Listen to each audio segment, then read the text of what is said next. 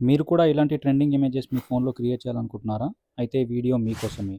Video చివరి వరకు చూడండి. మీకు స్టెప్ బై స్టెప్ చూపిస్తాను ఈ ఇమేజెస్ ఎలా క్రియేట్ చేయాలో. హాయ్, హలో, నమస్తే. Welcome to my channel. ఇక వీడియోలోకి వెళ్దాం. ముందుగా మీ ఫోన్‌లో గూగుల్ బ్రౌజర్ ఓపెన్ చేయండి. ఓపెన్ చేసిన తర్వాత సెర్చ్ ఇంజిన్‌లో గూగుల్ జెమినీ అని టైప్ చేసి సెర్చ్ చేయండి. అలా సెర్చ్ చేసిన తర్వాత మనకి గూగుల్ జెమినీ అనే ఒక వెబ్‌సైట్ చూపిస్తుంది. ఆ వెబ్‌సైట్‌లోకి వెళ్ళండి. ఈ వెబ్‌సైట్‌లోకి వచ్చిన తర్వాత కింద మనకి ప్లస్ సింబల్ చూపిస్తుంది. ఆ ప్లస్ సింబల్ మీద క్లిక్ చేయండి. క్లిక్ చేసిన తర్వాత మనకి అప్‌లోడ్ ఫైల్స్ అని చూపిస్తుంది కదా! దాని మీద క్లిక్ చేయండి.